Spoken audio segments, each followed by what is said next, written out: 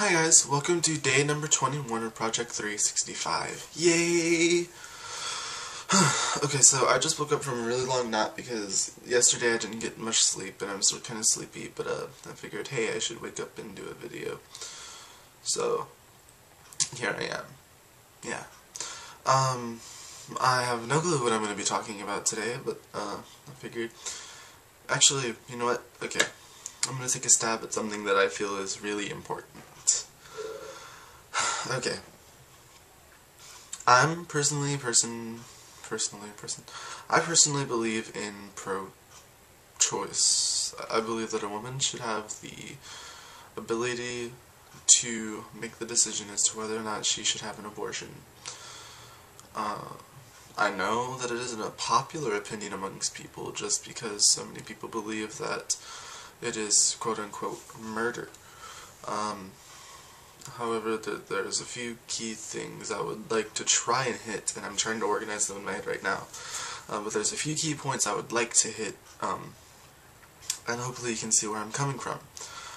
What I think happens a lot of the time in ideas like this is that people get so heated in what they believe that they don't take time to sort of A, coherently lay out what they think on the table, but B, they become so heated they just stop listening.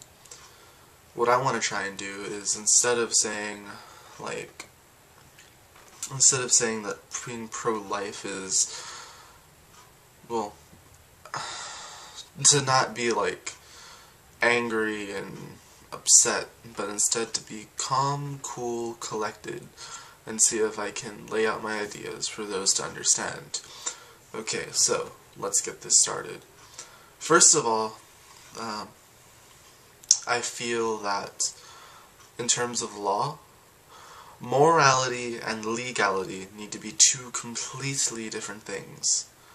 Just because you find something morally irreprehensible does not give you the right to dictate whether it should be legal or not. No one gives you this divine right of moral superiority in order to determine these laws. So, just because you feel that abortion is murder, or that a mother should go through with a pregnancy even if she's been raped or if it risks her life, you should not be able to force that onto other people. Morality and legality hold two different places in our society. Yes, both are extremely necessary, and they do sometimes overlap, i.e. thou shalt not kill, thou shalt not lie, or perjury, or, murder.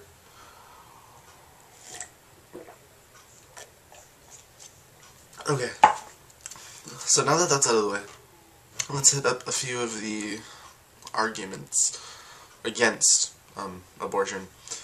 The number one argument I always hear, and no offense, but it's kind of the silliest, was abortion is murder. Now, for those of you who have no clue how the human body works, this is kind of a silly idea. For those of you who do know how the body works, this is even a sillier idea.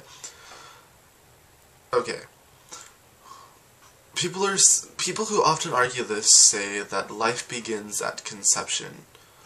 That is a silly notion because life began far before conception. Before the cell was concepted, there was a living cell in the sperm and a living cell in the egg.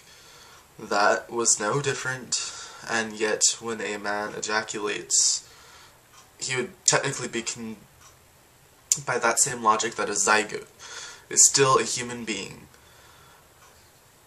Every time a man masturbates, he is committing genocide. Because you're saying that a single cell organism in these terms is a living cell. Everything that you associate with the zygote, the fact that it has a 23 pair of chromosomes, the fact that it multiplies, everything that you say about a zygote is true about both an egg and a sperm cell. So by your definition, an egg and sperm cell are also living creatures. And every time a woman has a period, she's killing someone, she's killing her egg. So, by your definition of live, a zygote, or at conception, by your definition, you're saying that sperm and egg cells are also alive. In which terms they're right, but they're not human beings. They're cells. They're single cells. Well, so that's kind of silly. The other thing is a fetus isn't considered a human being either. Yes, it does hold certain properties to living things. However, it has no conscious thought. I'm pretty sure to be a human you have to have conscious thought. That's part of the definition. So, just something I kind of want to throw out there. Then there's a few situations that are often brought up when it comes up to abortion. Two would be rape. Often pro-lifers will say there are many alternatives to abortion when it comes to rape. You can put it up for adoption. You could see counseling, stuff like that. Personally, I think that's bull that somehow someone gets to decide what a woman has to do with her body in the first place. That's a little bit of a different argument, but I'll get to that next.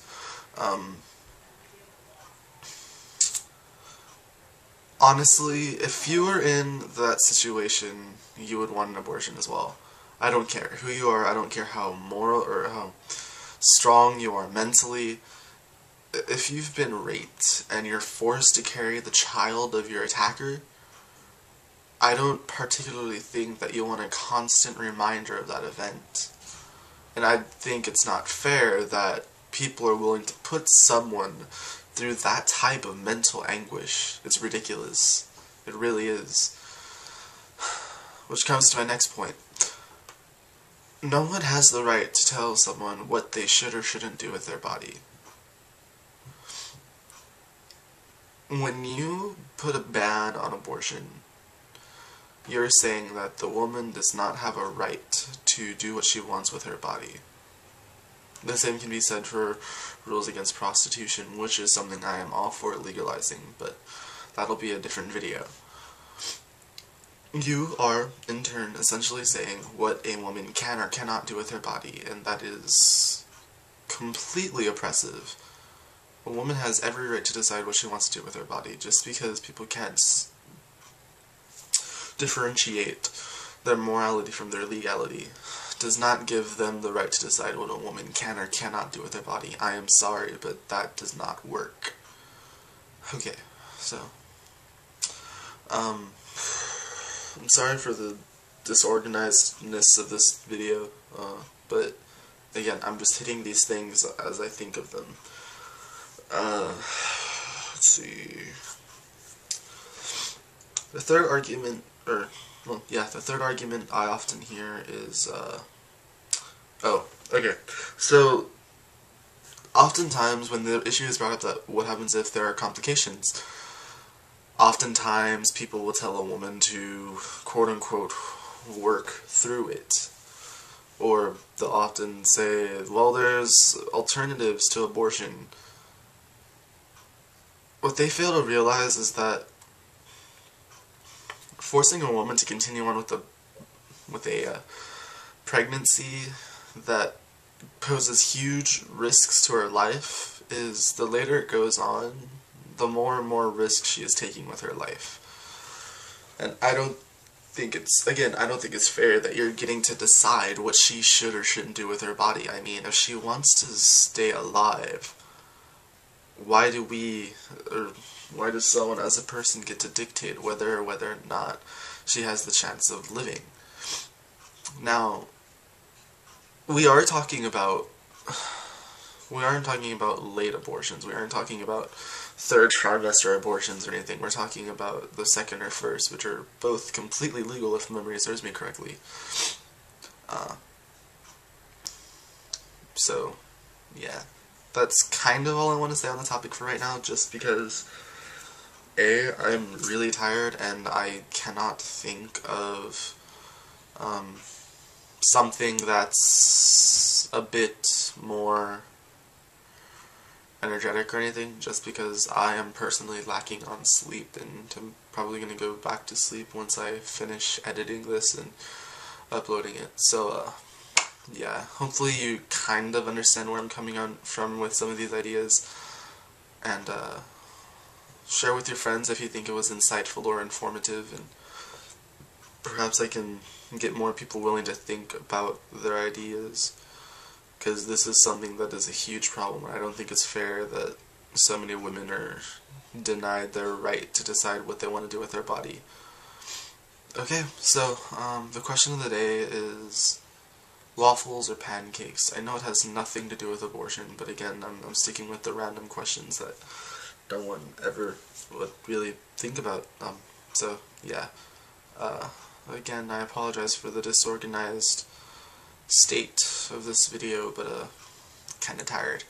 So alright, I will see you guys next time.